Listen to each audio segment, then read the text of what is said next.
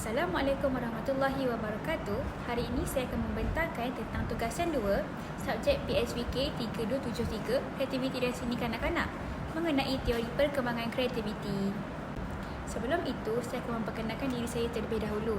Saya Nurdama Edina binti Nasyaril dari kelas PSV 1, ambilan Ogos 2023-2028. Nama pensyarah saya bagi subjek ini ialah Dr. Nur Juliana binti Abdul Majid.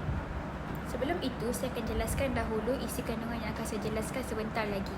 Saya akan menjelaskan tentang konsep kreativiti, konsep seni kanak-kanak, faedah seni kepada kanak-kanak, teori perkembangan kreativiti, biodata Laura H. Chapman, karya buku Laura H. Chapman, pandangan Laura terhadap seni, tahap perkembangan, prinsip asas teori Laura, aplikasi teori dalam PSV, kepentingan seni, fasa kaedah bagi hasilkan karya, dan juga contoh aktiviti kreatif mengikut teori Laura H. Chapman. Yang pertama adalah konsep kreativiti. Secara umum, kreativiti adalah kemampuan untuk menghasilkan idea baru, unik dan juga berguna yang berbeza daripada kebiasaan atau penyelesaian biasa. Kreativiti melibatkan pemikiran inovatif dan kemampuan untuk menggabungkan konsep-konsep yang berbeza untuk mencipta sesuatu yang baru ataupun memberikan perspektif yang baru terhadap masalah ataupun situasi. Kreativiti adalah kemampuan untuk menghasilkan idea baru, unik dan juga berguna yang berbeza daripada kebiasaan ataupun penyelesaian biasa. Kreativiti melibatkan pemikiran inovatif dan juga kemampuan untuk menggabungkan konsep-konsep yang berbeza untuk mencipta sesuatu yang baru ataupun memberikan perspektif baru terhadap masalah ataupun situasi. Berikut adalah beberapa konsep penting tentang kreativiti. Yang pertama adalah kreativiti sebagai proses. Kreativiti kita dapat lihat sebagai proses pemikiran yang melibatkan pelbagai langkah seperti menjana idea, mengembangkan idea dan menyempurnakannya. Proses ini sering melibatkan percubaan dan juga kesilapan, penerokaan dan eksperimen. Ia memerlukan kebebasan mental untuk meneroka idea tanpa rasa takut akan kegagalan ataupun kritikan. Individu yang kreatif cenderung tidak akan menghakimi idea-idea mereka sendiri pada peringkat awal. Yang kedua pula adalah kreativiti sebagai keaslian ataupun kebaruan. Kreativiti melibatkan keaslian iaitu originality, iaitu menghasilkan idea yang tidak biasa ataupun tidak konvensional. Idea atau ciptaan yang kreatif sering dianggap sebagai sesuatu yang baru dan juga inovatif. Kebaruan iaitu novelty adalah elemen penting di mana sesuatu yang kreatif harus berbeza ataupun unik daripada apa yang telah wujud sebelum ini. Yang ketiga pula adalah kreativiti sebagai penyelesaian masalah. Kita dapat lihat kreativiti dalam konteks penyelesaian masalah di mana seseorang itu menggunakan pemikiran yang kreatif untuk mencari penyelesaian inovatif kepada cabaran ataupun masalah tertentu. Ini dapat melibatkan pemikiran di luar kebiasaan iaitu thinking outside the box dan kebolehan untuk melihat situasi dari pelbagai sudut pandang. Yang keempat pula adalah kreativiti sebagai gabungan idea. Kita dapat lihat kreativiti boleh berlaku apabila seseorang itu menggabungkan elemen-elemen berbeza ataupun idea-idea yang kelihatan tidak berkaitan menjadi sesuatu yang baru. Pemikiran kreatif seringkali melibatkan asimilasi konsep yang tidak dijangka untuk menghasilkan idea yang unik. Proses ini disebut sebagai pemikiran divergent, di mana banyak kemungkinan atau idea yang dijana daripada satu masalah atau rangsangan. Yang kelima pula adalah kreativiti sebagai ekspresi diri. Kreativiti dianggap sebagai bentuk ekspresi peribadi di mana seseorang itu akan menggunakan bakat mereka ataupun keupayaan kreatif mereka untuk menyampaikan pemikiran, perasaan atau identiti mereka. Dalam seni, penulisan, muzik dan juga reka bentuk, kreativiti adalah salah satu cara untuk individu menyampaikan imajinasi dan juga idea mereka kepada dunia luar. Seterusnya, bagaimana seni dapat membantu kreativiti kanak-kanak? Seni ini merupakan alat yang berkesan untuk membantu perkembangan kreativiti kanak-kanak. Ia telah menawarkan pelbagai cara bagi kanak-kanak untuk mengekspresikan diri mereka, meneroka idea baru dan juga menghasilkan ciptaan yang unik. Berikut adalah beberapa cara seni dapat membantu mengembangkan kreativiti kanak-kanak. Iaitu yang pertama, dapat meningkatkan imajinasi. Seni ini dapat memberikan ruang yang terbuka kepada kanak-kanak untuk mereka menggunakan imajinasi mereka. Mereka boleh mencipta dunia, watak dan cerita yang berbeza melalui lukisan, ukiran ataupun kraft. Aktiviti seni seperti melukis atau membuat kraft membolehkan kanak-kanak membayangkan konsep atau situasi baru dan membawa idea-idea yang hanya wujud dalam minda mereka ke dunia nyata.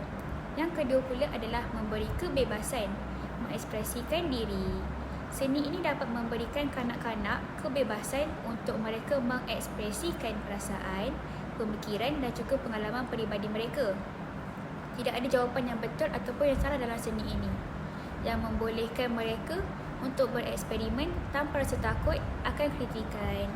Kebebasan ini membantu mereka menjadi lebih berani dalam berfikir, menggalakkan mereka untuk cuba menyatakan pandangan unik mereka terhadap dunia di sekeliling. Yang ketiga pula adalah menggalakkan pemikiran divergen, iaitu pemikiran yang kreatif. Pemikiran divergen adalah kemampuan untuk menghasilkan pelbagai idea ataupun penyelesaian kepada sesuatu masalah. Melalui seni ini, kanak-kanak dapat diajar untuk melihat pelbagai sudut pandang dan mencipta pelbagai jenis kemungkinan.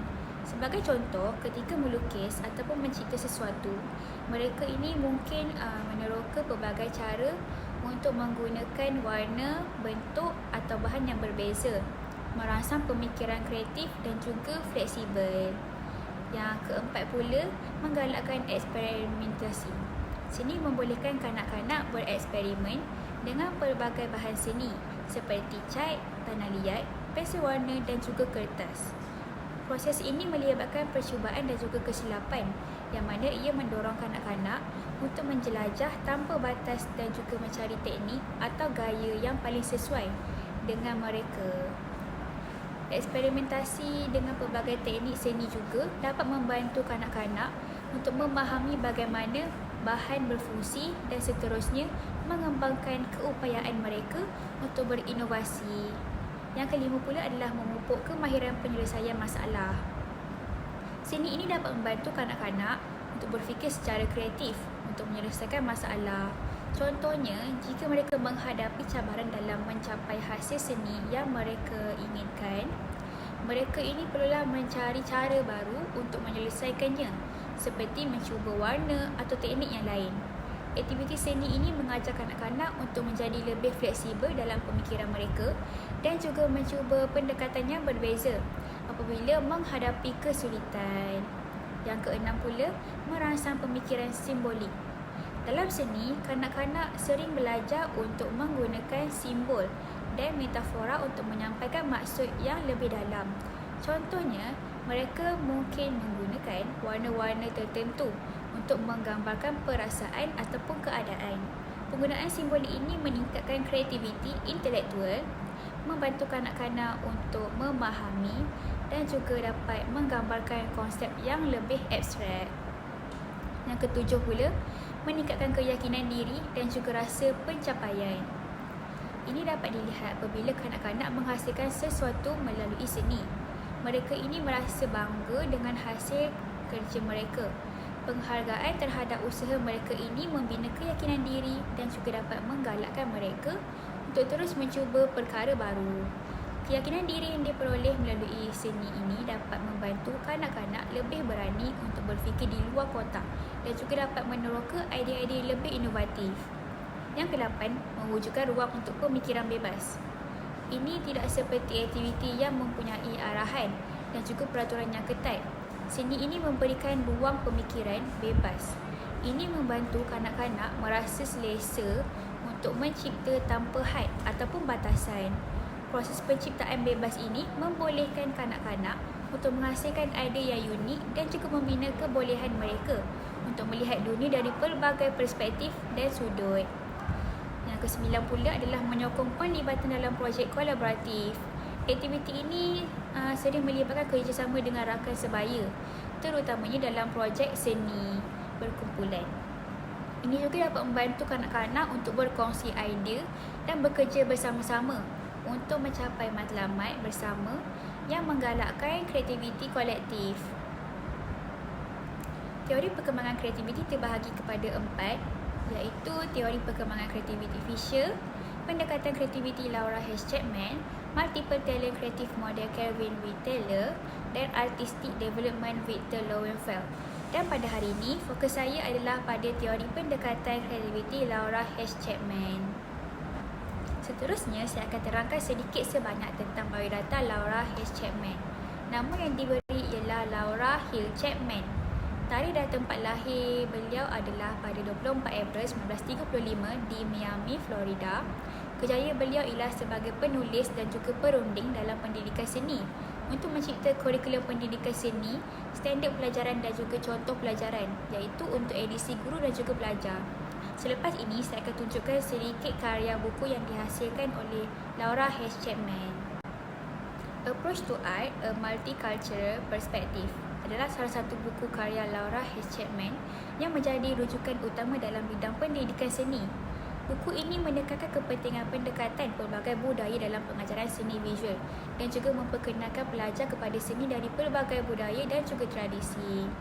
Dalam buku ini, Chapman ini tidak hanya melihat seni sebagai kemahiran teknikal, tetapi beliau juga melihat sebagai alat untuk memahami budaya, sejarah dan juga idea global. Karya beliau mengajar adalah bagaimana seni boleh menjadi medium untuk memupuk kreativiti melalui pengalaman langsung dengan seni dari pelbagai perspektif budaya. Beberapa tema utama dalam buku Approach to Art ini adalah termasuk dengan yang pertama, kepelbagaian budaya dalam seni, iaitu Chapman telah menekankan pentingnya mengenali pelbagai jenis seni dari seluruh dunia. Ini telah membantu pelajar untuk memahami seni dalam konteks budaya masing-masing dan juga dapat menilai cara pelbagai budaya untuk mengekspresikan diri mereka melalui seni. Yang kedua pula adalah peranan guru dalam memupuk kreativiti, iaitu guru seni disarankan untuk memberikan peluang kepada pelajar untuk meneroka, bereksperimen dan juga mencipta serta mendorong mereka untuk berfikir secara kritis mengenai karya seni mereka. Yang ketiga adalah aktiviti interaktif, iaitu pendekatan Chapman menekankan pembelajaran melalui pengalaman. Pelajar digalakkan untuk terlibat dalam aktiviti seni yang mana ia melibatkan pemerhatian, penciptaan dan juga refleksi terhadap karya seni mereka sendiri dan juga karya seni dari budaya lain. Yang keempat pula adalah pengajaran seni sebagai penyelidikan. Seni ini dilihat sebagai satu proses di mana pelajar meneroka pelbagai teknik, media dan bahan untuk mencari cara ekspresi yang unik. Yang kelima, pemahaman sejarah dan konteks. Setiap karya seni ini diterangkan dalam konteks budaya dan juga sejarahnya, yang mana ia telah membantu pelajar untuk memahami signifikasi sosial dan budaya di sebalik setiap karya seni. Laura H. Chapman ini menekankan bahawa seni ini bukan sahaja untuk mereka yang berbakat dalam melukis ataupun membuat arca, tetapi ia adalah alat pendidikan yang luas yang mana ia boleh mengajar pelbagai jenis kemahiran, termasuk kreativiti, analisis kritikal dan juga penghargaan terhadap budaya yang berbeza. Jika anda berminat untuk mendapatkan buku Approach to Art, ia mengandungi bahan dan juga panduan yang berguna bagi guru seni dalam mencipta pengalaman pembelajaran yang kreatif dan juga inklusif untuk pelajar. Berikut merupakan karya buku Laura H. Chapman. Kebanyakan karya bukunya ini menjelaskan kaitan seni dengan kreativiti, perkembangan kreativiti kanak-kanak. Kemudian saya akan jelaskan tentang pandangan Laura H. Chapman terhadap seni, iaitu yang telah beliau tuliskan dalam buku Approach to Art. Proses kreativiti mempunyai pertalian dan hubungan dalam proses penghasilan karya ataupun dikenali sebagai artistik. Artistik menurut beliau adalah tidak bersifat statik, bersifat boleh ubah dan juga berulang-ulang. Kemudian baginya, seni alat penting bagi memahami dunia, mengekspresikan diri dan juga mengembangkan kreativiti. Laura H. Chapman adalah tokoh yang terkenal dalam bidang pendidikan seni visual, khususnya dalam mendidik kanak-kanak. Teori ini memberikan fokus kepada perkembangan kreativiti melalui seni visual yang mana ia mendorong kanak-kanak berekspresi, bereksperimen dan juga meneroka. Falsafah utama bagi Laura H. Chapman ini adalah setiap kanak-kanak mempunyai potensi kreatif yang dapat dipupuk melalui pendedahan kepada pelbagai jenis bentuk seni dan juga aktiviti kreatif. Jadi terdapat 3 tahap utama dalam perkembangan kreativiti kanak-kanak teori Laura H. Chapman, iaitu teori Chapman ini menggariskan 3 tahap utama perkembangan kreativiti kanak-kanak melalui aktiviti seni. Iaitu tahap yang pertama adalah tahap eksplorasi, di mana pada tahap ini kanak-kanak ini mula meneroka bahan-bahan seni seperti warna, bentuk, tekstur dan ruang. Fokusnya kita dapat lihat kanak-kanak ini dapat menikmati proses meneroka tanpa memikirkan hasil akhir. Mereka mula bermain dengan bahan-bahan seperti cat, pensel warna, tanah liat, kertas dan alat seni yang lain. Matlamat bagi tahap ini adalah peringkat ini memberikan ruang kepada kanak-kanak untuk belajar tentang pelbagai alatan dan bahan yang tersedia tanpa jenis halangan ataupun arahan yang terlalu ketat. Contoh aktiviti kita dapat buat adalah melukis dengan cat air tanpa arahan yang khusus, bermain dengan tanah liat dan juga menggunakan pelbagai alat untuk menciptakan corak. Baik, kita akan pergi kepada tahap yang kedua, iaitu tahap eksperimentasi.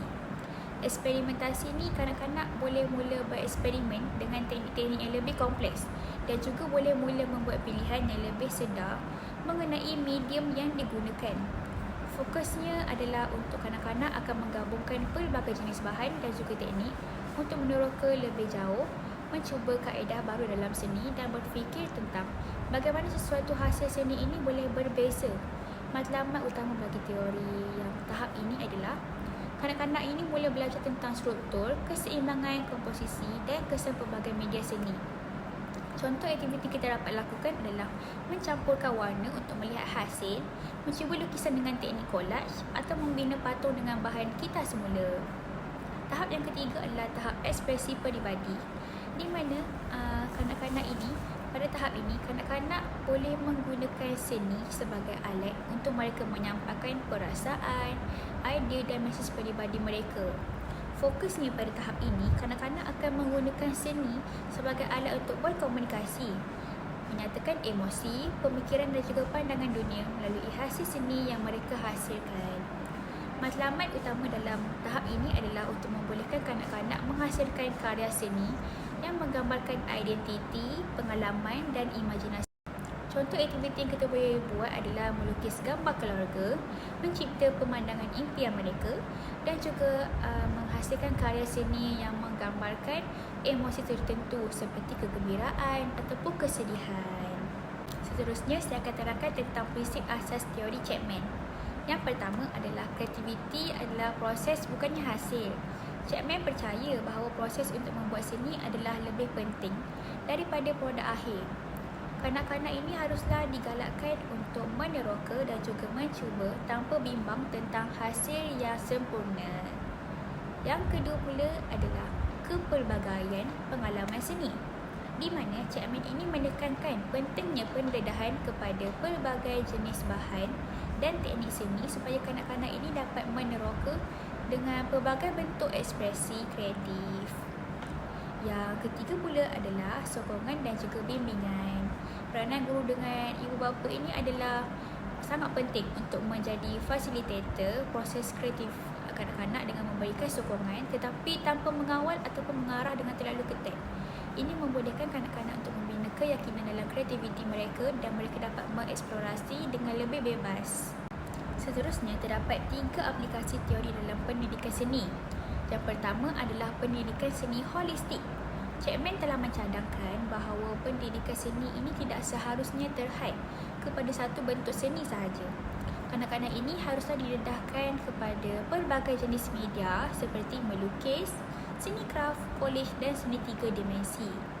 Kedua adalah mengintegrasikan seni ke dalam mata pelajaran yang lain. Chapman juga percaya bahawa seni ini boleh digunakan sebagai alat untuk mereka mengajar subjek lain seperti subjek matematik, subjek sains dan subjek bahasa melalui pendekatan kreatif dan dapat menjadikan pembelajaran ini lebih menarik dan juga berkesan. Aplikasi teori yang terakhir pula adalah persekitaran seni yang kaya. Persekitaran pembelajaran yang merangsang kreativiti sangatlah penting. Kanak-kanak ini perlulah mempunyai akses kepada pelbagai jenis bahan dan juga alat seni di ruang yang membolehkan mereka untuk bereksperimen dengan bebas. Seterusnya, saya akan menerangkan tentang kepentingan seni dalam perkembangan kognitif dan juga emosi. Jadi dari segi kognitif, iaitu melalui aktiviti seni, kanak-kanak ini dapat mengembangkan kemahiran menyelesaikan masalah, pemikiran kritikal dan juga inovasi. Mereka belajar berfikir di luar kotak dan juga untuk mencari pelbagai jenis penyelesaian untuk satu jenis masalah sahaja. Seterusnya adalah emosi, iaitu seni ini berfungsi sebagai medium untuk kanak-kanak mengekspresikan emosi dan juga perasaan mereka. Ini dapat membantu mereka dalam perkembangan emosi dan juga menggalakkan keseimbangan mental yang sihat. Kemudian kita beralih kepada sosial, iaitu aktiviti seni yang dilakukan secara berkumpulan membolehkan kanak-kanak ini bekerjasama, berkongsi idea dan juga belajar menghormati hasil kerja orang lain.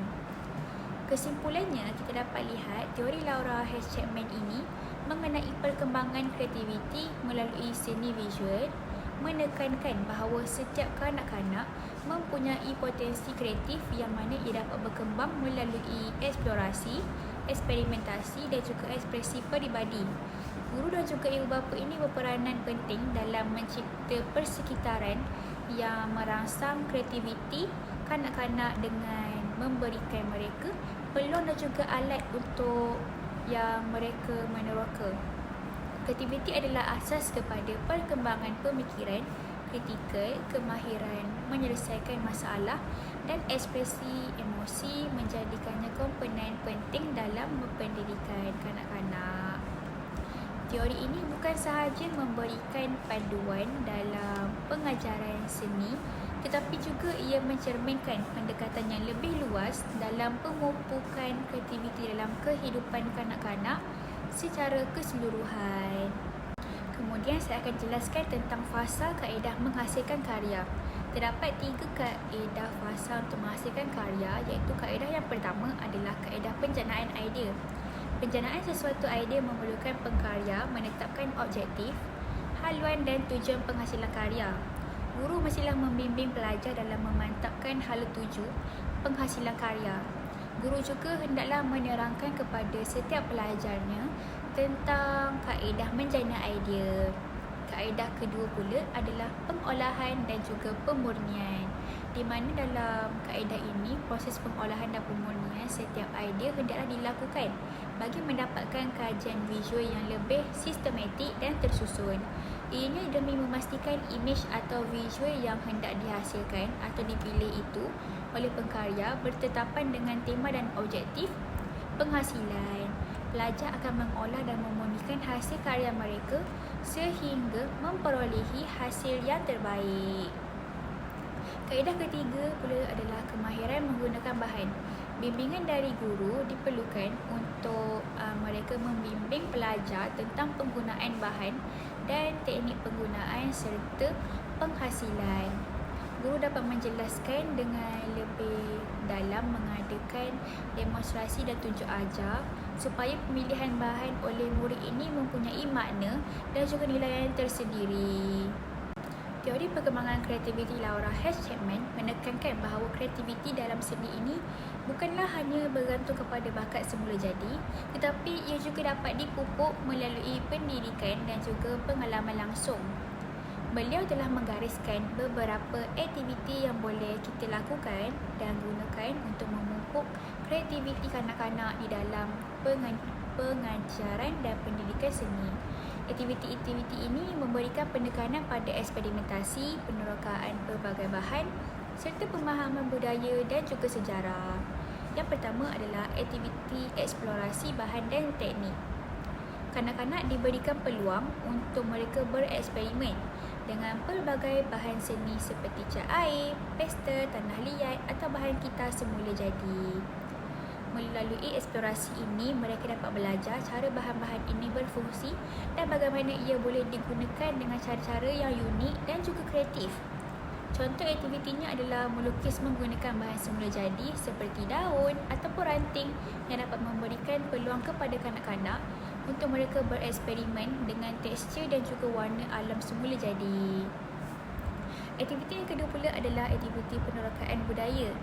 Chapman ini telah menekankan pentingnya memperkenalkan kanak-kanak kepada seni dari pelbagai jenis budaya dengan memahami seni dalam konteks budaya yang berbeza. Kanak-kanak ini dapat melihat bagaimana setiap budaya ini menggunakan seni untuk mengekspresikan identiti dan juga nilai mereka. Contoh aktiviti yang kita dapat buat adalah kanak-kanak boleh membuat topeng tradisional dari budaya tertentu seperti topeng Afrika atau Meksiko sambil belajar tentang fungsi topeng dalam upacara budaya tersebut. Dan aktiviti yang ketiga pula adalah aktiviti refleksi dan penilaian diri. Chapman telah menggalakkan kanak-kanak untuk merenung dan juga menilai hasil seni mereka sendiri. Ini dapat membantu mereka untuk membina kemahiran kritis dan lebih memahami proses kreatif mereka. Mereka digalakkan untuk melihat kekuatan dan juga kelemahan dalam karya mereka sendiri dan mencuba cara baru untuk meningkatkan lagi hasil kerja mereka.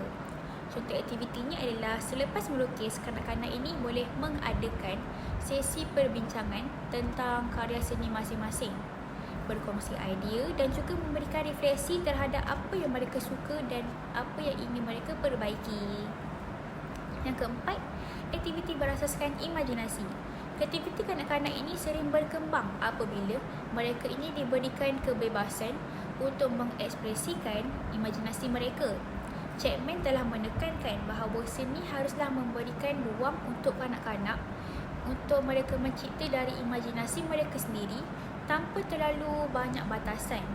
Contoh aktivitinya melukis dunia impian di mana kanak-kanak ini boleh menggambarkan sesuatu yang tidak wujud dalam realiti seperti haiwan ataupun tempat yang mereka cipta dalam minda mereka. Yang kelima pula adalah aktiviti penyelidikan dan juga penyelesaian masalah.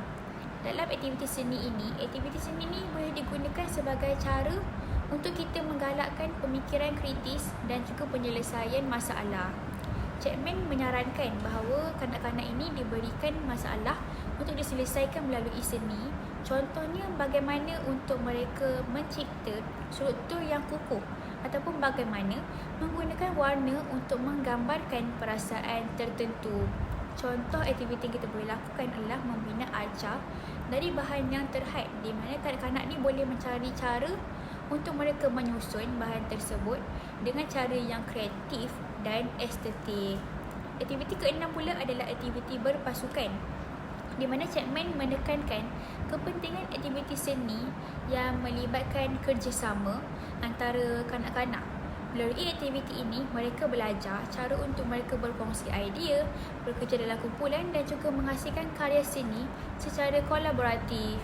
Contoh aktiviti kita lakukan adalah mencipta mural secara berkumpulan, di mana setiap kanak-kanak ini menyumbang kepada satu bahagian mural, tetapi mereka ini harus berkomunikasi dan juga bekerjasama untuk mereka menghasilkan imej yang kohesif. Aktiviti ketujuh adalah aktiviti interpretasi dan penggunaan simbol. Ini pula kanak-kanak didorong untuk menggunakan simbol dalam karya seni mereka, di mana mereka ini dapat belajar bahawa warna, bentuk dan objek tertentu boleh mempunyai makna yang lebih mendalam. Contoh aktiviti yang kita boleh lakukan adalah menggambarkan perasaan melalui warna dan bentuk yang abstrak. Contohnya menggunakan warna merah untuk marah, biru untuk sedih ataupun bentuk beralun untuk menunjukkan mereka ini gembira. Aktiviti ke-8 adalah aktiviti melibatkan sejarah seni. Chapman menekankan bahawa untuk memahami sejarah seni dan karya seni klasik boleh membantu kanak-kanak untuk melihat bagaimana seni ini telah berkembang dan juga dapat melihat bagaimana artis terdahulu menggunakan teknik tertentu untuk mereka menyampaikan mesej. Contoh aktiviti kita boleh lakukan adalah meniru gaya seni impresionis, di mana kanak-kanak cuba melukis dengan gaya yang sama seperti artis terkenal seperti Claude Monet ataupun Vincent van Gogh sambil belajar tentang konteks sejarah karya tersebut. Jadi kesimpulannya, kita dapat lihat aktiviti-aktiviti kreatif yang dicadangkan oleh Laura H. Chapman ini dalam teori perkembangan kreativiti beliau berfokuskan kepada pengalaman langsung, penerokaan bebas dan juga refleksi kritis.